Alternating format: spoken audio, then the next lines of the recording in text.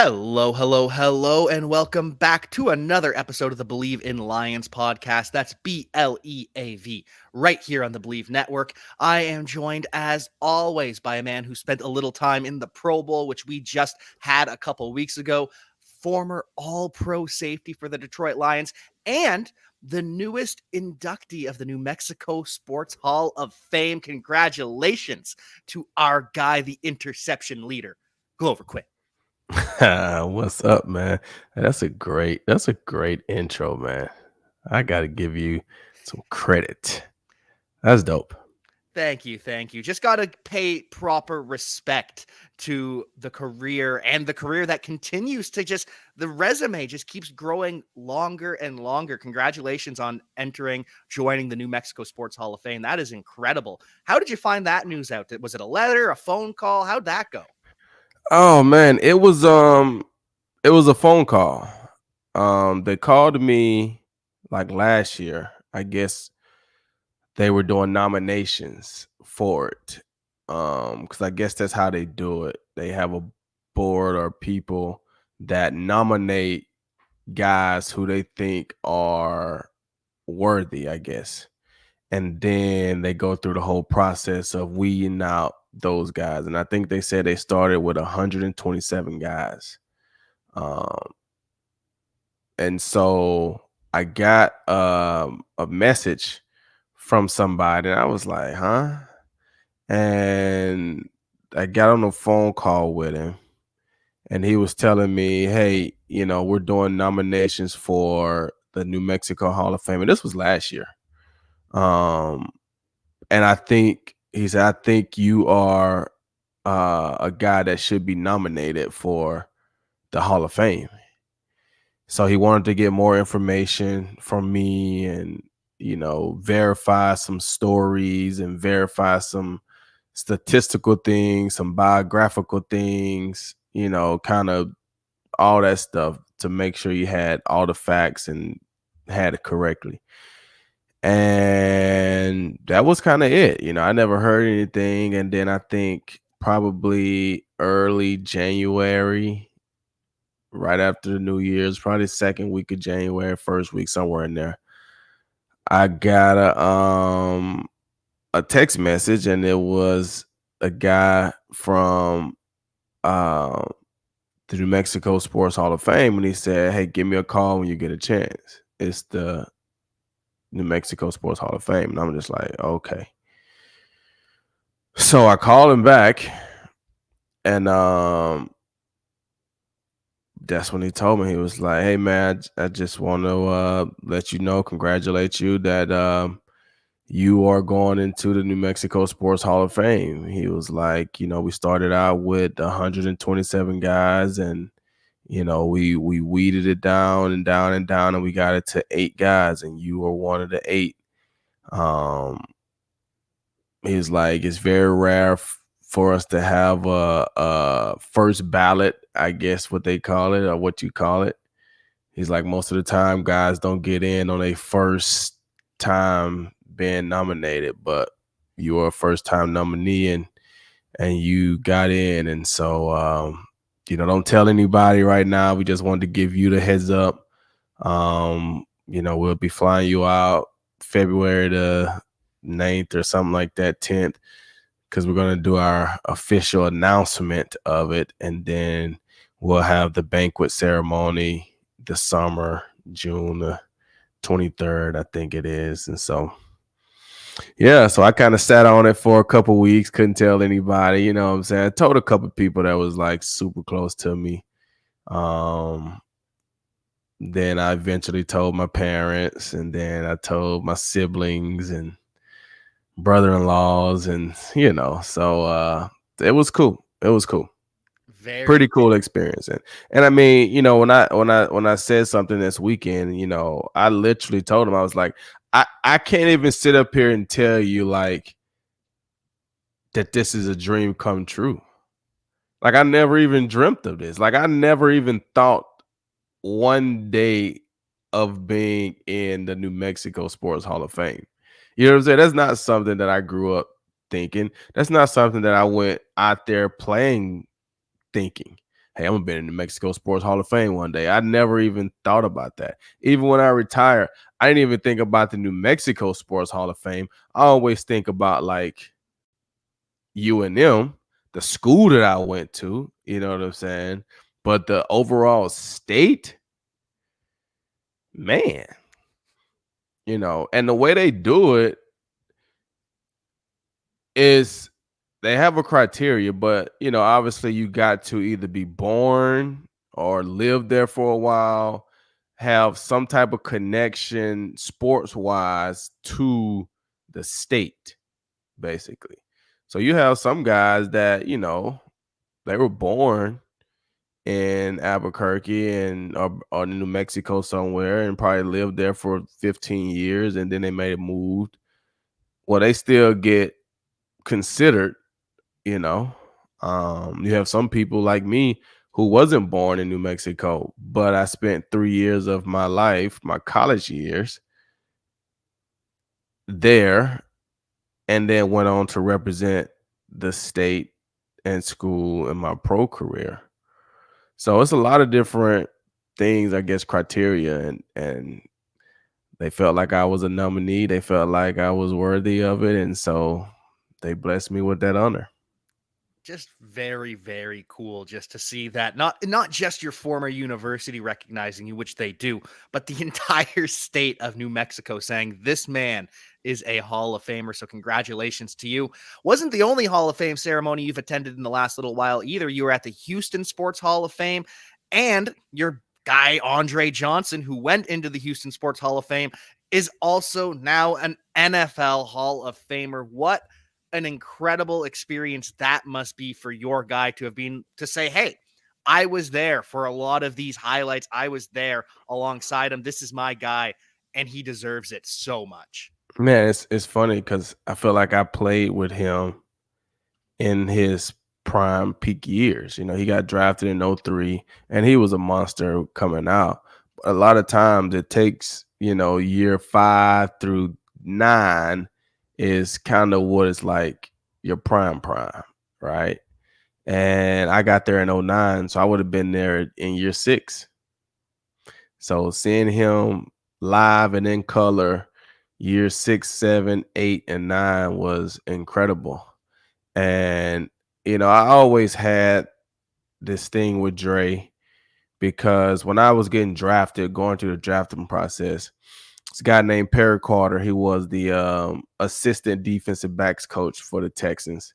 He's actually from the same county that I'm from in Macomb, right, in Mississippi, basically. He's from Magnolia. I'm from Summit. He went to South Pike High School. I went to North Pike High School. So the county is Pike County. And so my school was on the north side of the county. So they called it North Pike. His school was on the south side of the county. They called it South Pike, right? But he was the assistant DB coach. And so every time he would call me during the draft, he'd be like, hey, GQ, hey, man, if we draft you, man, you ain't gonna be scared to cover Andre Johnson, right? In practice, you ain't gonna be scared to cover Andre, right? And I'm like, nah, man. Nah, I ain't gonna be scared. No, everybody, hey, they nameless and faces out here. Now they nameless and faces. We don't know no names. Hey, we just competing. I was like, bro, if y'all draft me, I'm gonna be ready to compete. And so they end up drafting me. And I get to practice my first day of OTAs, and they got me in the slot. And the first person I had to cover in the team situation was Andre Johnson. And I'm sitting there like, oh snap, here we go. Here we go. I told him I wasn't gonna be scared, but golly, I was like nervous. Throwing you right into that fire. Threw me right in the fire, man. And Andre was such a big golly, man. I was afraid to even talk to Andre. You know what I'm saying? Like, I was a young guy. I remember me and Bryce McCain. He was a rookie cornerback that got drafted when I got drafted. He came out of Utah.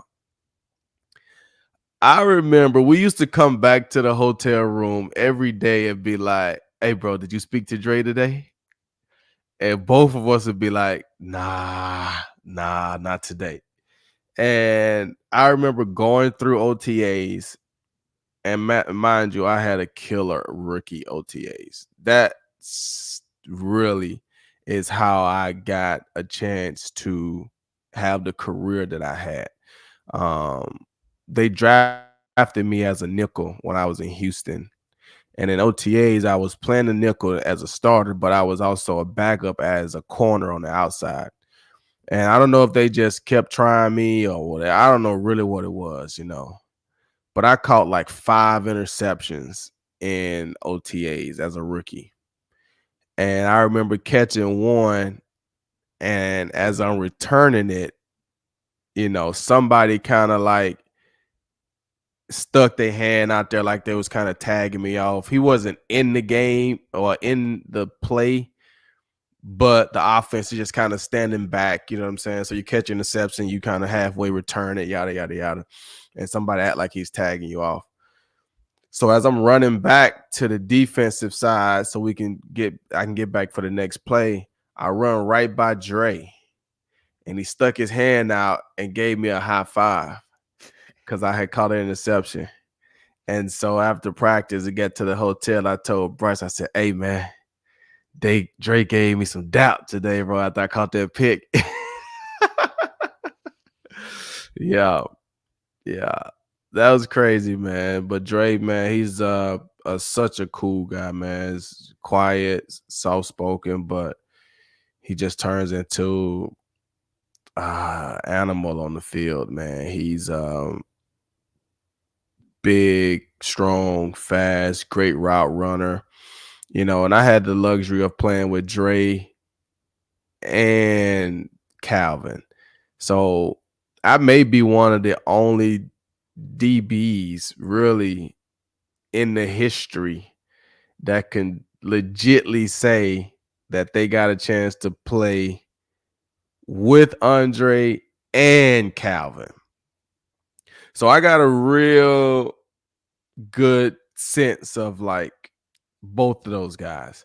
And people ask me all the time, "Hey man, you play with both of them. Who's the best? Who's the best?" And I'm just like, "Bro, you just can't put me in that category, in that situation." I said they both are amazing.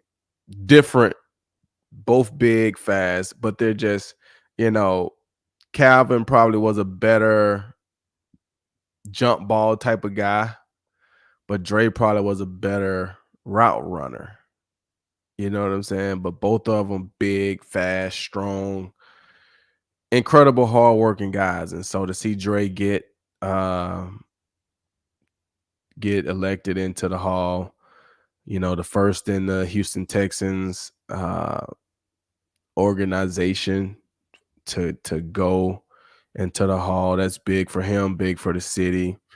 And it was actually cool to watch it, man. I was excited for him. I know he really wanted it.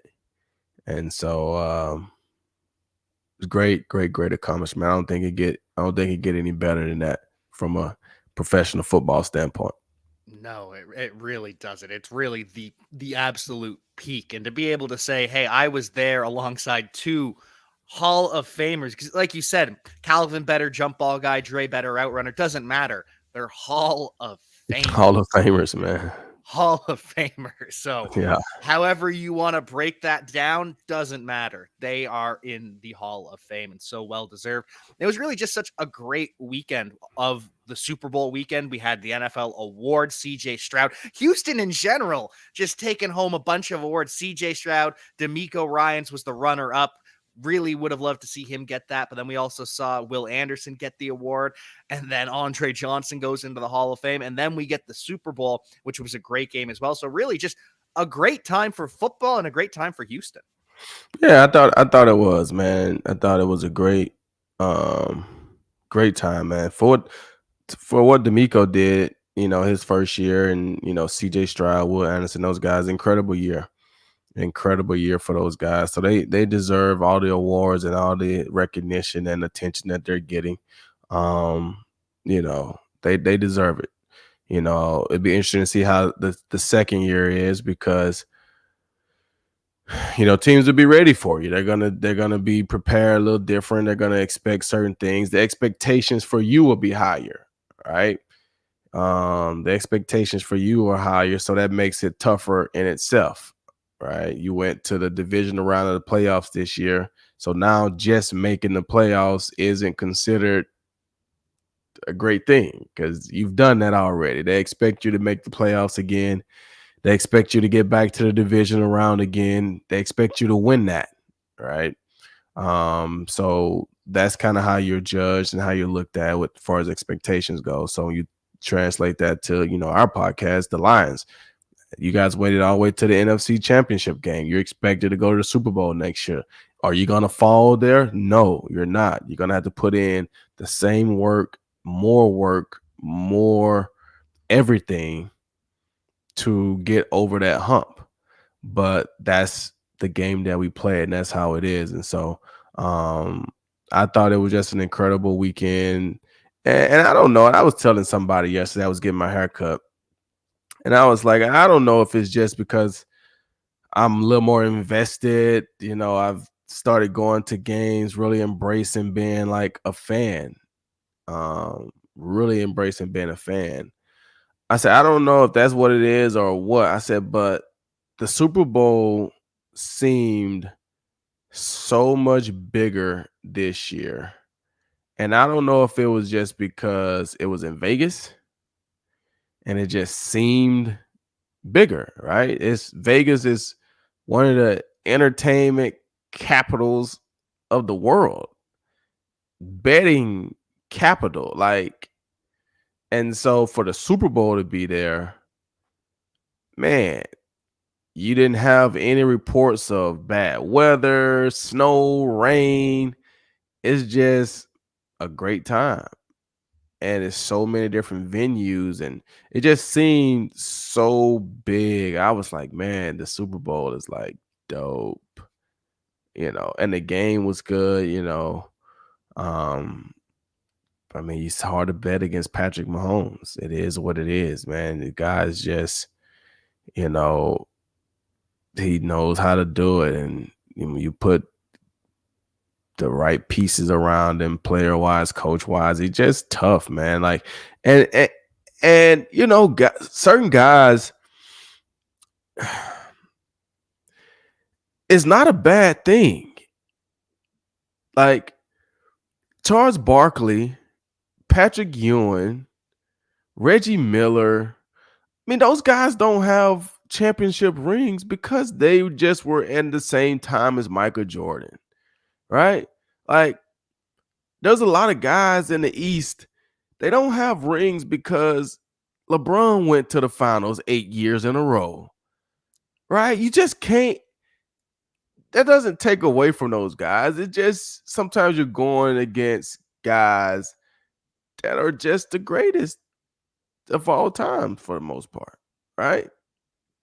Don't mean you're a bad player. Lamar Jackson, you're a great quarterback, and Josh Allen and Tua, and like it's just gonna be difficult for you guys to get over Mahomes.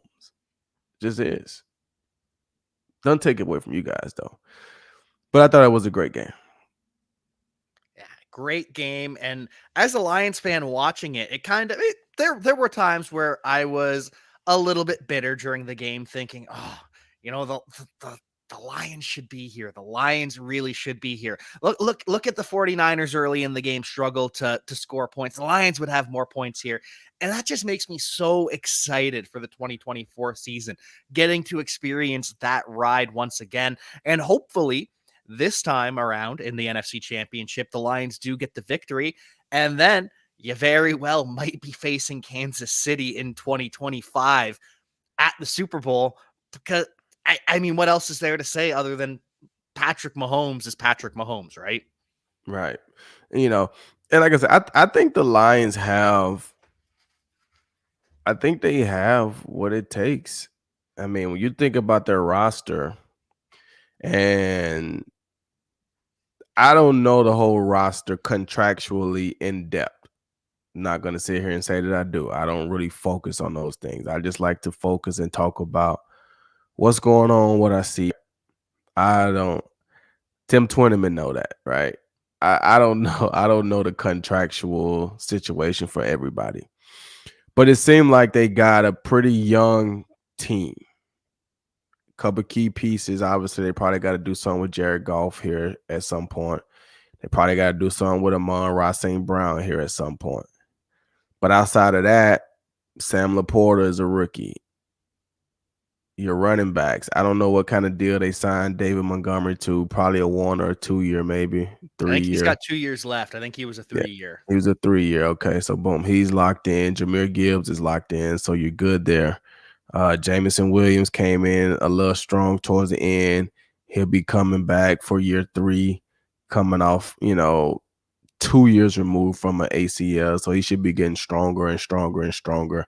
And I think we started to see that towards the end of last season. So hopefully, he come back super motivated, because year 3 is a big year for first rounders, right? This is a year to determine if they pick up his 5th-year option or not. So he's gonna have to come in ready to go, have a great offseason, and be the guy that they wanted him to be.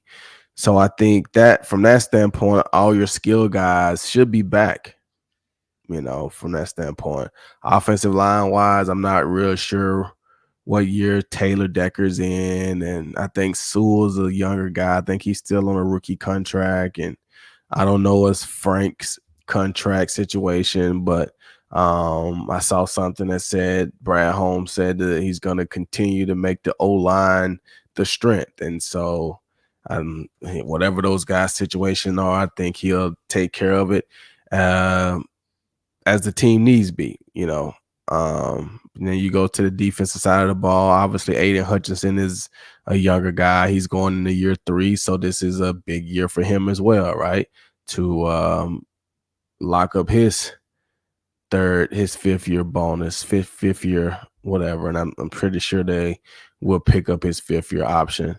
You look at Brian Branch, he's a young guy. Jack Campbell's a young guy. Derek Barnes is a young guy. I Iffy think, young guy. yeah, like a lot of those guys are young. They're on rookie deals. I think they need to add, I don't know what they're gonna do. I don't know what kind of deal Cam Sutton signed. I think he's got another 2 years as well. I think he was a He might have 3-year. another 2. Okay. They should probably get Emmanuel Mosley back, and we'll have to see how he comes back off of multiple serious leg injuries. I don't know the situation with CJGJ. I don't know what deal he signed, 1 year, 2 year. Sure Tracy's gonna be gone. So they'll probably get some veteran guy in there. Kirby Joseph will be going into year 3. So I feel pretty solid about the secondary. I'm sure they'll add a veteran guy or another piece in there somewhere. Linebacker wise, like Anzalone should probably be back. Like I said, Jack Campbell was a rookie, 1st-round guy, so he'll be back. Derek, like those guys will be back. You look at the D-line, James Houston should be back healthy. He'll be going into year 3, I think.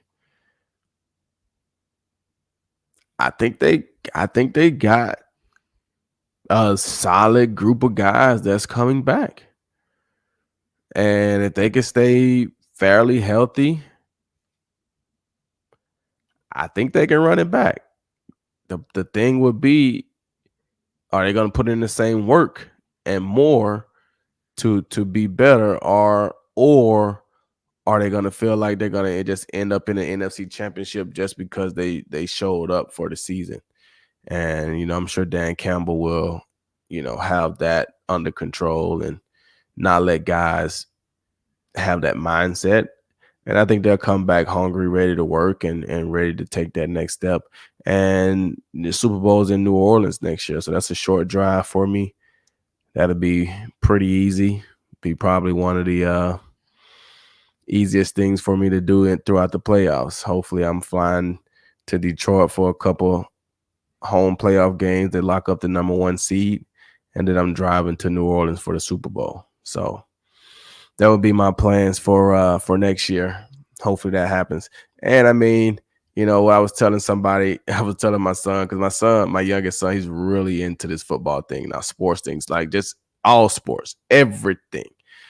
And I was like, you know what, man, I think we could be fans of two teams. I'm like, I played for the Texans, I played for the Lions, I live in Houston.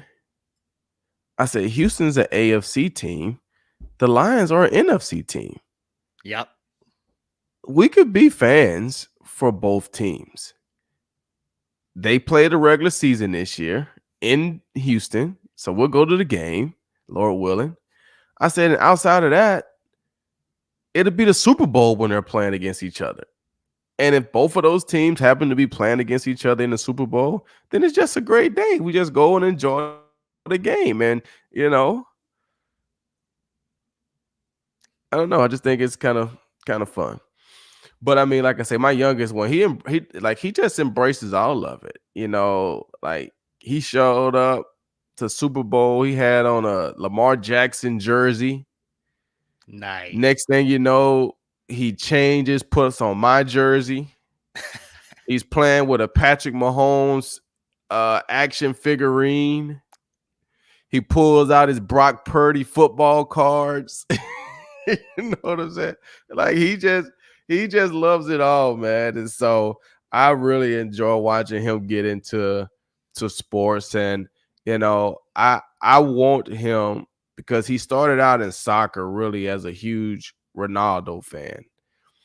And he used to always be like, "Dad, who's better, Ronaldo or Messi? Ronaldo or Messi?" And I really wanted to hammer into his head that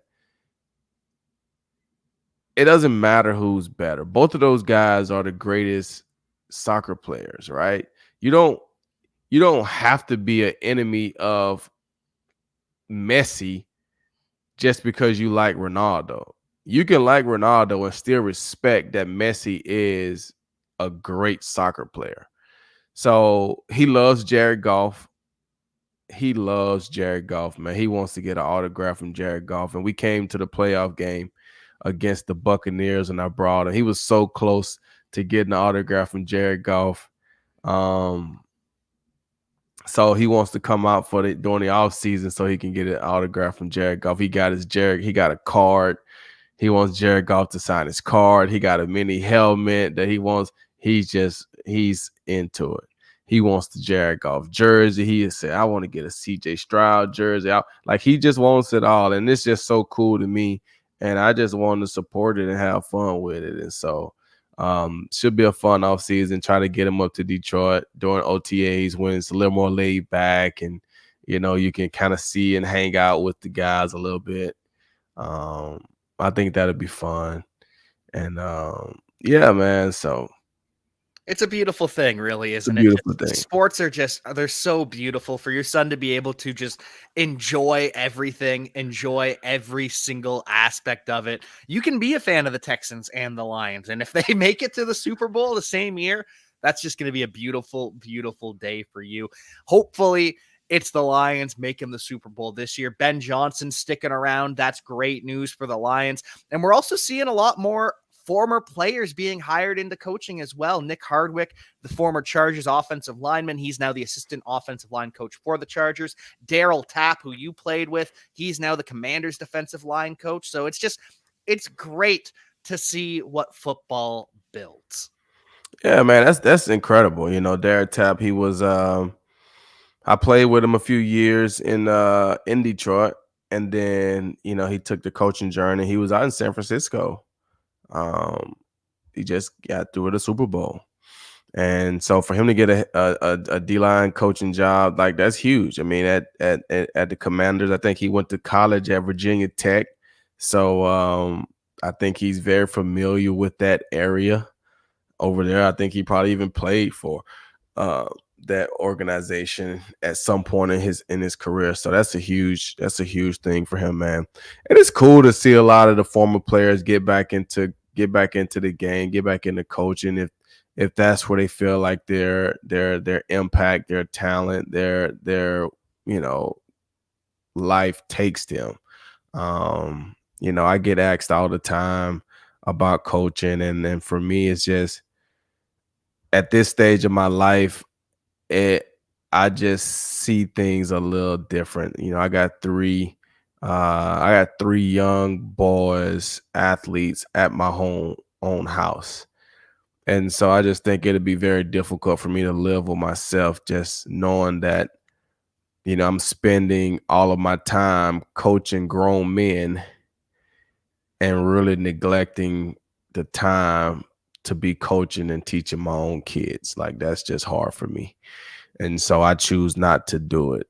And so it's not from a lack of love of the game, and so to see, former guys go and get these jobs and have success. You look at the Lions roster, I mean, Lions coaching staff, I mean, they got several of them, from Antoine Randall, Dre Bly, Aaron Glenn, Mark Brunell, um, Dan Campbell. Dan Campbell. They got almost a whole coaching staff made up of former players. And so I think you can build something great, especially if you have a great mix of those guys. And so to see these other guys getting jobs, especially guys that I played with, it's pretty cool. It's just More beautiful. more connects. For me, if I need to get into a Commanders game, I need to hit you up, Tap. It's just beautiful. It's just beautiful. All these connections, all these former teammates of yours seeing success. Though I understand why you're not entering into the coaching world. You're still gonna get those questions. I've noticed every time there's a game on and you tweet about the game, at least 1 to 3 people are gonna ask you to get back into coaching. So their hearts will remain broken. But I'm happy to have you here on the podcast, not coaching. Yeah, and I mean, it's hard because, like I say, people always say, there's some kind of way you can be involved. I mean, it's very difficult from afar, just because, the people don't realize the amount of meetings and time and everything that goes into being a coach. Like, it's a lot. So I mean, for me to be a part of it, I would have to be in Detroit or in some organization. And I really, it'd be tough because I would really, the ideal situation would be Houston, because I live here, right? Find some kind of assistant type of situation. Um, but I played recently in Detroit, and I still have a lot of major connections in Detroit. And so it would be, flights back and forth to Detroit weekly. Even if it was like a off-season thing where it's like, hey, I'm gonna be out Mondays and Tuesdays and work with the guys, or whatever. And that's what I'm doing every Monday and Tuesday. Like, that would be tough, possible, but it would really just be an off-season thing. It'd be very difficult during the season. Absolutely. Too much going on. It's a school year and all that. Just too much going on. But we are lucky to have you here teaching all of us, coaching all of us up in the world of football. So, Glover, any final thoughts as we enter the offseason? The Super Bowl's in the rearview mirror. Free agency's coming up in a month. Then we've got the draft. So there's still stuff going on. But as a former player, this is vacation time for you. This is kind of when things would get quiet ahead of OTAs. Am I right? Am I correct? Yeah, I mean, I think, this is a great time, and I said it last year, for football fans. This is a great time to find a skill and increase it when it comes to the game of football. Is it an educational thing where you just learn more about the game, right? Learn more offensively or learn more defensively. It's a great time for you as a fan to do that. It's also a great time to, dive into something else, give something else all the time, energy and effort that you had given to football. Give it to something else. And I'm not talking about the players, because the players, yes, it gets a little quieter, and you need to have your break time. But I mean, guys that didn't play in the Super Bowl, they've been done since January the 5th. They're a month and a half out. They don't been on vacation already. You know what I'm saying? It's the ones that just played. That's now it's time for them to go on vacation, right? But for most of those guys, they're getting back into working right now. It's mid-February. OTAs and stuff would be getting off-season workouts. You'll be reporting here come March, April. So those guys are getting back into it a little bit. But it's just a great time to figure out other things. And, you know, I always use the off season to just dive into different things. And it may be something different every off season for me. I might have went from a carpenter to, you know, did like I would build, like I would do all types of stuff. And a lot of those little things that I did were just fun things that I did, but you learn new skills, you learn new things, you give your brain a break from, football, and you just sharpen some other tools. And now being in retirement, being able to use a lot of those tools in what I do every day with my framing stuff. So it's actually kind of cool. And yeah, I got part 2 coming out today. Ooh, Part stay 2. And tuned. if you don't know what I mean when I say part 2, I did a project for a guy from Houston that had a Patrick Edwards uh Lions jersey. So Pat Edwards is the all-time leading receiver in U of H. He broke all types of records, and he went to the Lions for I think 2 years or so like that. So he's a big time player in Houston or the Houston area. And especially at the U of H, the University of Houston.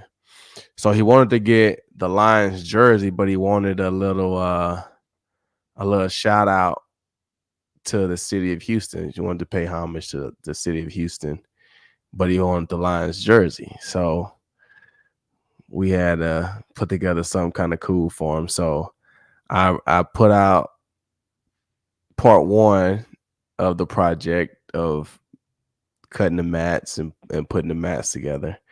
And today I put out the rest of how everything came together and what it looks like.